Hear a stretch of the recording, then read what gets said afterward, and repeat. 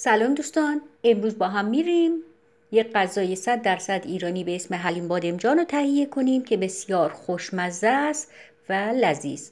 حلیم بادمجان از گوشت قرمز تهیه میشه.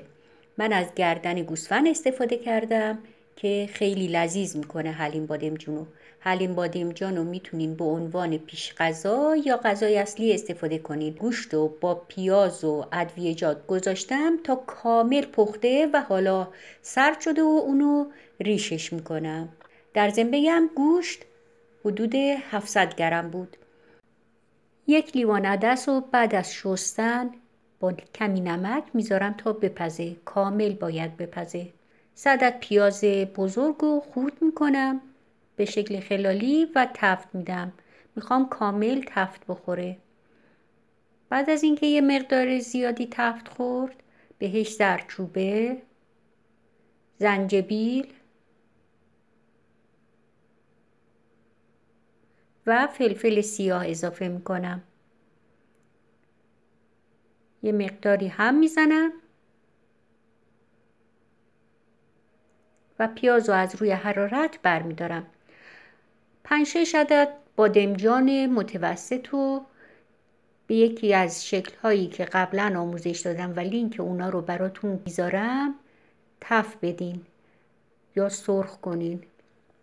بعد اونا رو به شکلی که میبینین با کارد ساتوری کنین یا اینکه با گوشتکوب بکوبین. کامل با کارد اونا رو ساتوری نمی کنم به خاطر اینکه میخوام یه مقداری با گوشتکوب هم بکوبم، اما از گوشتکوب برقی استفاده نکنین که اونا رو به شکل پوره در میاره.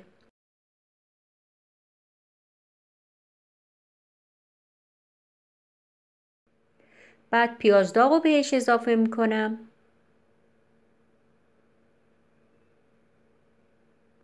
یه مقداری هم با پیاز داغ میکوبم.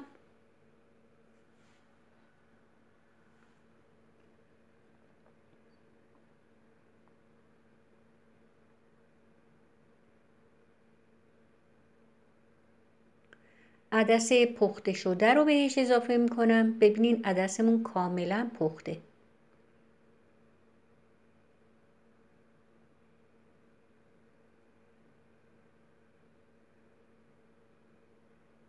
همینطور که گفتم از گوشتکوب برقی استفاده نکنین چون به شکل پوره در میاره حلیم بادمجونو و حلیم بادمجون باید یک حالت کشدار داشته باشه، نباید به شکل پوره باشه. باید تقریبا مواد یه مقداری توش مشخص باشه.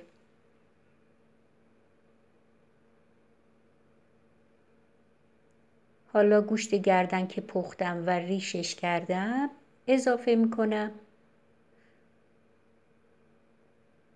اصلش اینه که با گوشت قرمز پخته میشه، اما از گوشت مرغ هم میتونین استفاده کنین.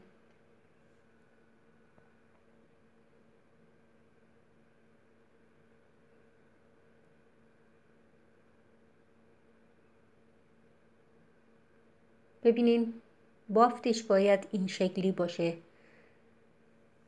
حلیم بادمجون اصل و سنتی. یه مقدار هم گردو اضافه میکنم. البته اضافه کردن گردو دل بخواهه.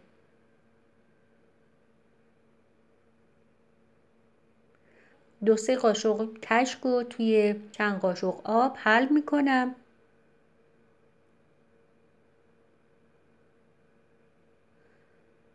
یه مقدار دیگه هم آب میریزم تا خوب حل بشه و بعد به قابلمه اضافه میکنم.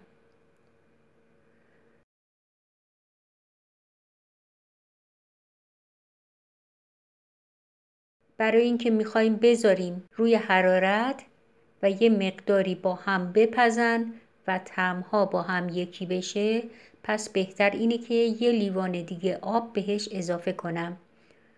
آب رو توی لیوان میریزم که کشکی هم که توی لیوان باقی مونده بود استفاده بشه. بعد اونو روی حرارت ملایم میذارم. حرارت زیاد نباشه که یه دفعه آب حلیم بادمجون خشک بشه. یه مقداری با هم بپزن و طعم اونها با هم یکی بشه. حالا اگر نمک حلیم بادمجان کمه میتونین به اون نمک اضافه کنین. توی ظرفی یه مقدار روغن میریزم. من به خاطر اینی که گوشتمون روغن داشت، پیاز داغمون روغن داشت، بادمجانمون روغن داشت، روغن زیاد نمیریزم اینجا و نعنا داغ میکنم.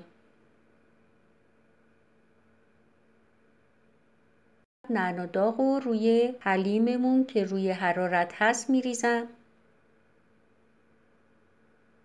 و خوب با هم مخلوطشون میکنم. همینطور که گفتم حلیم بادمجان یک غذای سنتیه که شما میتونین به عنوان پیش غذا یا غذای اصلی از اون استفاده کنین. دوستان عزیزم، خدا نگهدارتون.